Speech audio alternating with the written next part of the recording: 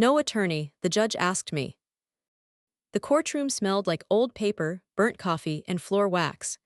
One of those county rooms frozen somewhere in the 1980s, brown benches, humming fluorescent lights, a faded American flag standing crooked beside the bench. My brother Daniel leaned back in his chair and laughed loud enough to carry across the gallery. She can't afford one. A few people smiled. My father nodded beside him with quiet pride, the way men nod at sons who say things they wished they'd said first. I stood alone at the defense table in a beige coat I'd bought in Norfolk after my husband died. I could feel the room studying me. A 63-year-old widow with gray in her hair and no lawyer. Already written off. Judge Holloway adjusted his glasses. "Ma'am, this is a serious civil proceeding involving inheritance fraud allegations. Are you certain you wish to represent yourself?" Daniel leaned toward his attorney and muttered something. A chuckle moved through him, like something he couldn't quite hold in. I removed my coat slowly and folded it over the table. Then I looked directly at their attorney. "Who signed your security clearance?" The courtroom didn't go quiet, it stopped. Richard Talbot's folder lowered by itself. The color left his face the way color leaves rooms when the power cuts, fast, total, irreversible. His mouth stayed closed, but his eyes moved in the way I'd watched young naval officers' eyes move when they accidentally opened the wrong classified file. That particular mix of fear and recognition. Daniel looked between us. What the hell does that even mean? But his attorney wasn't laughing. He wasn't even blinking. I sat down and opened my folder. For the first time that morning, nobody in that courtroom looked at me like something easily dismissed. 3 months earlier, I had been standing in my kitchen when the lawsuit arrived. November rain on the Chesapeake. The slow Virginia kind that settles low and stays. I was heating tomato soup when the mail carrier knocked, certified envelope, county seal, my brother's signature at the bottom of 8 pages, accusing me of manipulating our dying mother into changing her will. I read it 6 times. My hands didn't shake. That comes later, after 40 years around investigations. Your body learns to file the shock away until you're alone, until the kitchen is dark and the bay outside has gone black and quiet. Daniel, the boy whose diapers I changed when Mom worked late shifts at the diner.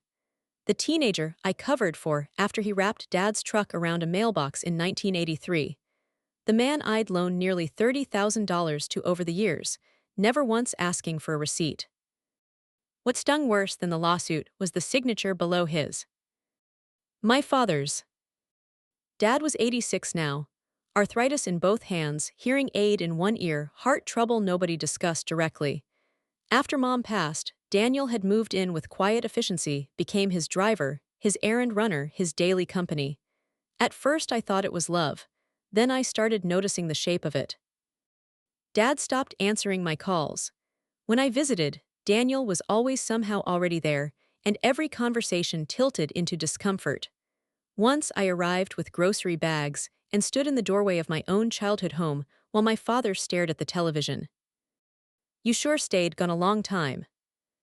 I set the groceries on the counter. I was serving Dad. He said nothing. The television kept going. 40 years, and that was the whole of it. The truth is my father never forgave me for enlisting. He came from the Korean War generation, men who believed daughters stayed close. When I joined the Navy in 1979, he looked at me the way people look at damage, briefly, then away. Meanwhile, Daniel stayed in Virginia, failed at 4 businesses, borrowed money, caused trouble, and covered it up. None of it mattered. He'd stayed. In my father's accounting, proximity counted more than sacrifice. Always had.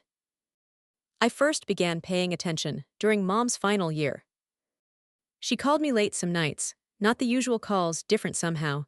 Careful, quiet in a way that wasn't just old age. "Daniel's handling the finances now.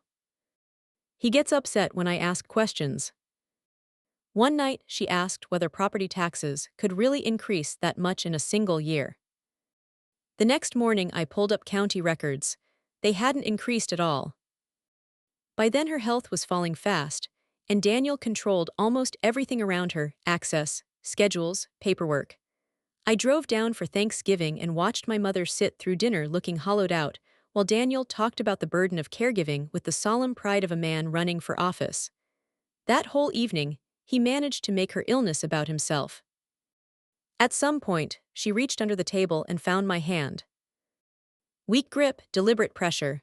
When I looked at her, she gave me a look I still haven't found exact words for, something between apology and warning. 3 months later, she was gone. 2 weeks after the funeral, the lawsuit arrived. The 5-minute recess felt longer. I stayed seated while Daniel pulled his attorney toward the back wall, visibly irritated. Talbot spoke low enough that I couldn't hear the words, but I'd spent decades reading rooms and this one was easy. Talbot was scared, not performing fear, genuinely afraid. My father sat on the gallery bench behind Daniel's table, not moving. After a moment he looked at me, not with anger, not with warmth, with uncertainty. That was its own kind of pain, because uncertainty meant he'd spent so long building a version of me in his mind that the real one no longer fit.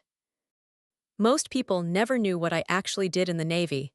That was intentional. Even Frank, my husband, only knew pieces. Not because I didn't trust him, because compartmentalization becomes reflex after enough years. You stop narrating your work the way other people stop narrating breathing. Silence becomes fluent. I came in through logistics and transportation authorizations. Secure communications routing, contractor documentation. Dull on the surface. Government work usually is. Over time, I moved into security compliance investigations, defense contractors, overseas supply coordination, procurement audits during the Gulf War buildup. Long nights, bad coffee, very dangerous paperwork. One falsified signature can compromise an operation. One dishonest contractor can put sailors in the ground. I learned early that corruption rarely announces itself. It starts with numbers nobody expects anyone to check. That lesson did not leave me, including when I started noticing patterns in my mother's accounts. Recess ended. Talbot approached the bench with a different voice than the one he'd walked in with. Tighter, careful. Your Honor, before proceeding, I would request clarification regarding the defendant's prior federal affiliations. Daniel sighed, come on. I opened my leather folder and removed a sealed document packet. 20 years ago, those packets traveled inside locked diplomatic cases. Now they lived in my filing cabinet between tax returns and expired insurance cards. Funny how classified history becomes ordinary over time. The bailiff passed the packet to the judge. Holloway opened it. His expression didn't shift into shock, it shifted into something more specific. Recognition. The kind that passes between people who have orbited the same world without ever meeting. He read silently for nearly a minute. Ms. Whitaker, he said finally, you previously held federal clearance authorization connected to naval intelligence compliance operations. Yes, Your Honor. Until 2018. Yes. Daniel looked at his attorney, then at me, then back at Holloway. So what? She shuffled military paperwork for 30 years. The judge didn't smile. And Daniel felt it. You could watch it happen in his face, the moment the room stopped responding the way it was supposed to. Men like my brother read social signals the way some people read weather. The second the air changes, they panic. My father shifted on the bench. His eyes moved between me and the judge, with something I hadn't seen on his face in years. Doubt. Talbot stood. Your Honor, my firm had prior indirect interaction with an investigation tied to Ms. Whitaker's office. A contractor audit, 1994. Daniel blinked. What does that mean? Talbot hesitated for exactly 1 second too long. It means I recognize her credentials. For the first time all morning, Daniel stopped looking comfortable. I opened the next folder. Your Honor, my brother has stated my mother was mentally incompetent during the period the will was revised. I looked at Daniel.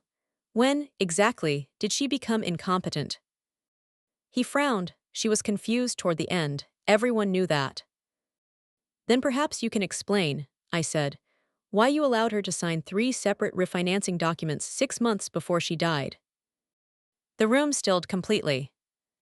Daniel's face moved in a way he couldn't stop, quick tightening around the jaw, a flash of something behind the eyes. Talbot closed his briefly, like a man who just felt the floor shift under him.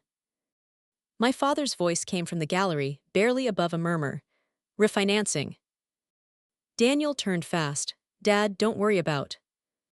What refinancing documents? Holloway asked. I slid the papers toward the bailiff. The courtroom had become a different room entirely. The one I walked into that morning held a widow about to be made an example of. This one held something else. Judge Holloway studied the documents. Mr. Whittaker, these carry your mother's signature. She agreed to it. She understood what she was signing. I folded my hands.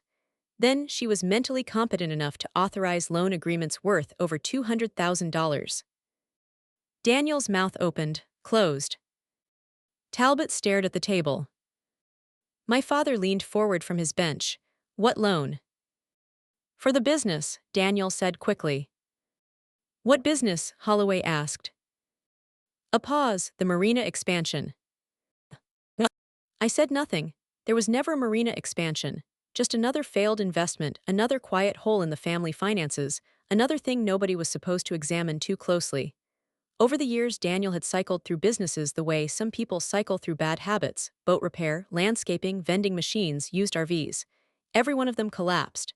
Every collapse had a different explanation. Bad economy, bad partners, bad luck. Never Daniel, never the gambling. Never the loans.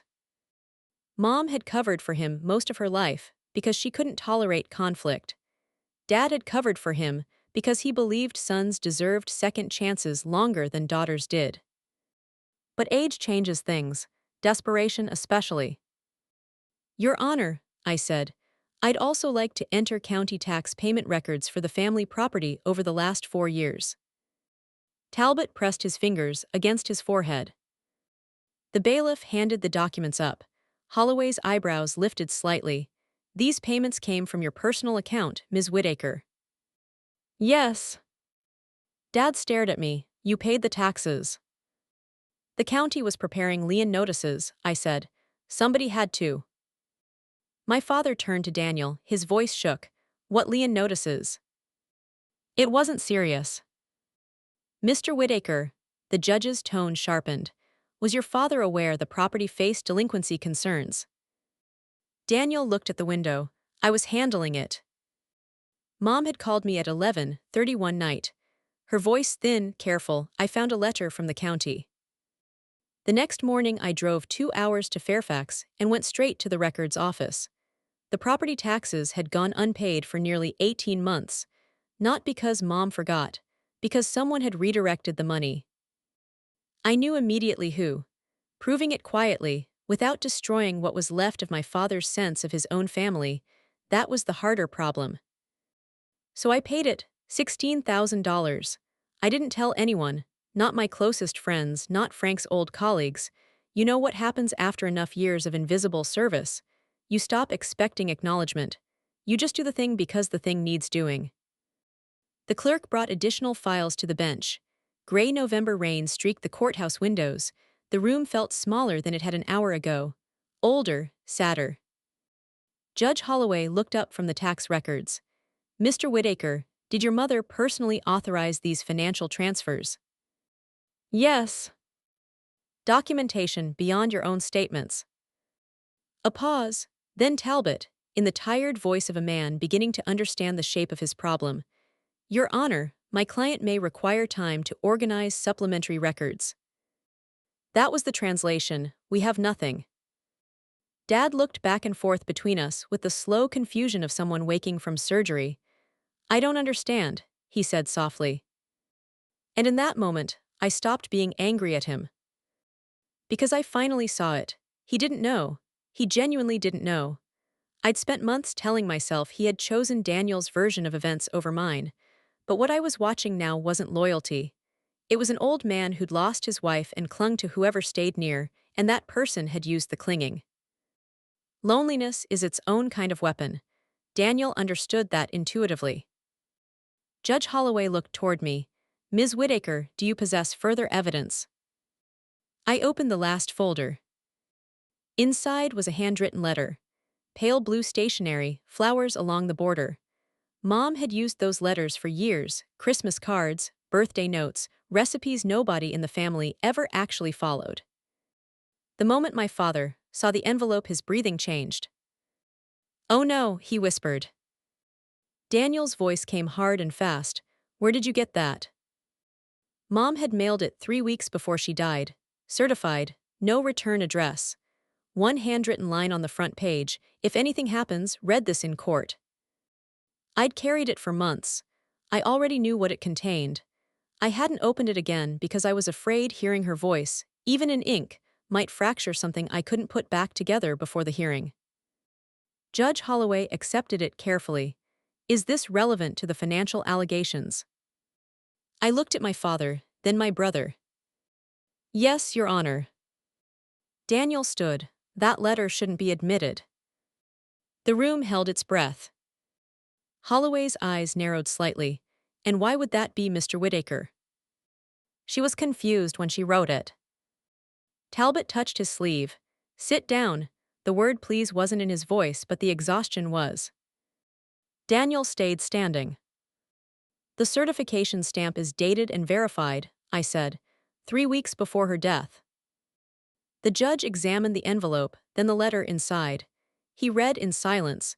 His expression didn't turn dramatic, it turned heavy, the particular weight of a man reading something he wished were false. "Mr. Whittaker," he said without looking up, "I intend to admit this into record." Daniel said, "You can't." "I can." Silence. Holloway began reading aloud.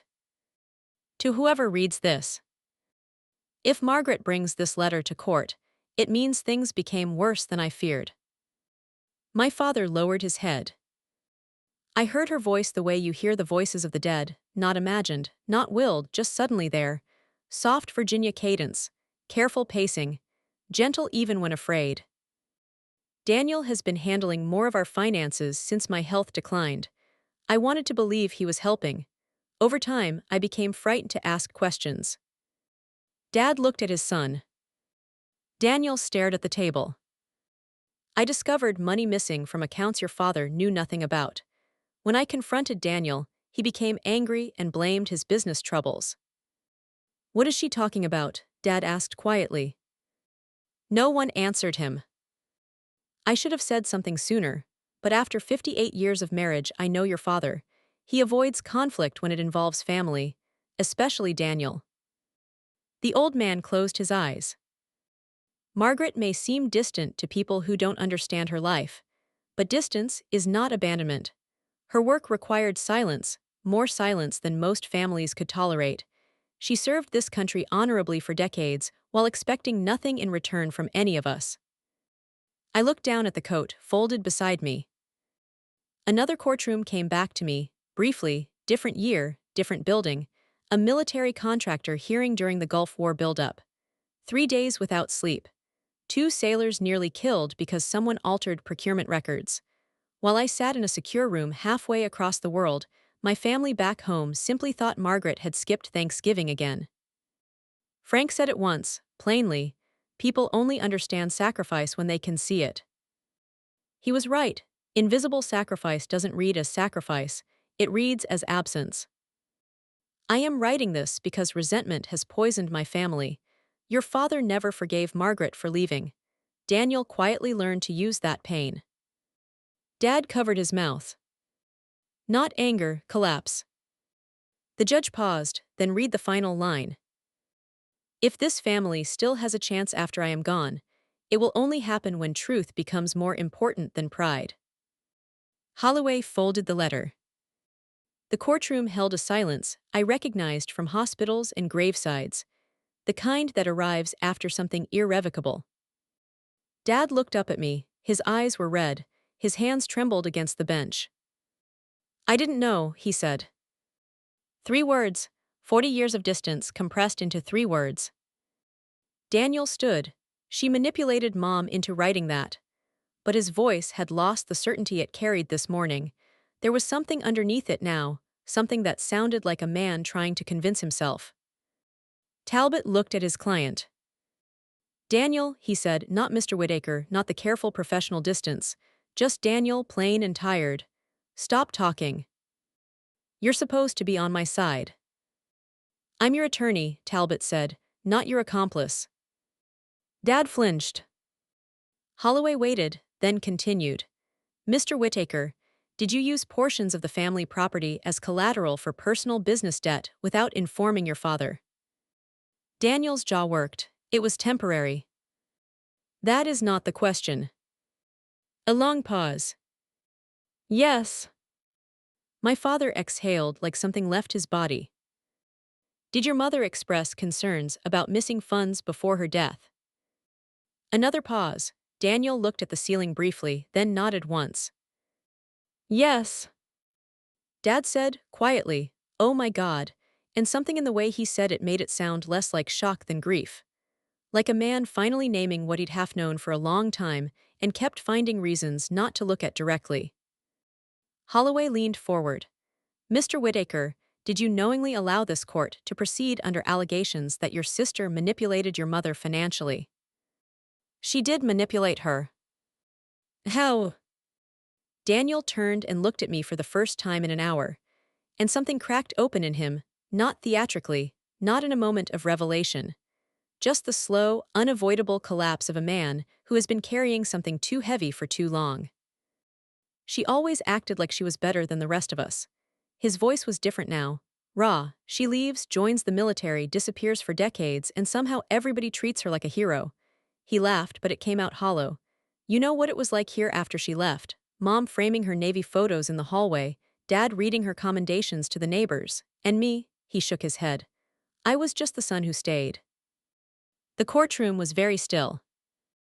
You stole from them, I said quietly. He turned on me. I borrowed. You refinanced their property behind Dad's back. I was trying to save the business. There was no Marina, Daniel. The silence that followed was different from the ones before it, not dramatic, just final. My father sat very still on his bench, looking at his son. The old man had spent decades defending Daniel's failures as bad luck.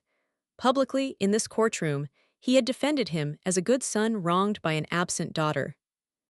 Now he sat with no version left to believe. Judge Holloway reviewed the papers before him for a long time. Mr. Whittaker, based on current evidence, this court finds no support for the allegations against your sister. Substantial concerns now exist, however, regarding your own conduct. I am referring portions of these financial findings for additional civil review. Daniel went pale. Holloway looked toward me. Ms. Whittaker, do you wish to pursue maximum civil penalties available under current evidence?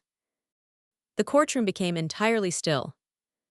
Talbot looked surprised, Daniel looked afraid, my father looked ashamed. And I looked at my brother. Not the attorney's table, not the judge. At Daniel. Past the arrogance, past the theft, past all the years of accumulated resentment, at the boy who used to wait on the front porch for me after school because he was afraid to walk home alone. The teenager who cried in the bathroom when our dog died and told no one. The man who had spent his entire life in the shadow of a sister he didn't understand, measuring himself against someone who was never competing with him to begin with. Bitterness had been working on him for decades, quietly, the way rot works on wood, invisible until the structure finally gives. He was still my brother. No, Your Honors. Talbot stared at me. Daniel blinked. Even Holloway paused. My mother wanted the truth known, I said, not destruction. My father pressed both hands over his face. Daniel looked across the room at me with an expression I had never seen on him before, not gratitude, not relief, something closer to confusion, as though the thing I'd just done violated every rule he thought governed how people treated each other. Why, he asked, almost to himself. I thought about it for a moment. Because I'm tired, I said finally, tired of funerals, tired of resentment outliving love. I held his eyes. Somebody in this family has to stop the bleeding. Nobody spoke after that for a long time. Then Daniel looked down at the table and could not look back up. 3 weeks later, the Chesapeake turned gray and restless. Wind pushed dead leaves across my porch each morning, and the air smelled like cold salt and wood smoke. The lawsuit ended faster than most people expected. Daniel withdrew the remaining claims after Talbot negotiated revised financial disclosures with the county. The judge's findings stayed on record. Because I refused harsher penalties, it stayed civil. That decision confused people. It confused Daniel. It confused me sometimes on the harder mornings. I spent a lot of time near the bay with coffee and photo albums I hadn't opened in years. Norfolk, Gulf deployments. Frank standing beside a Coast Guard vessel with that crooked grin I still missed every day. One morning, I found a photo of myself in uniform, 1993. Dark hair, sharp posture, eyes that still believed work could fix almost anything. I sat with it for a long time, then laughed quietly at myself. That woman had no idea what lonely would eventually mean. People thank veterans at airports now. It's kind. But they rarely understand what comes after: the missed birthdays, the emotional distance that calcifies over years, the marriages sustained through sacrifice rather than presence, the families that quietly drift while duty keeps pulling you somewhere else. Service leaves marks no one sees. Silence leaves marks too. Around noon, someone knocked. Dad stood on my porch in his old brown jacket, holding a grocery bag for no reason, except that men of his generation always needed something in their hands during difficult moments.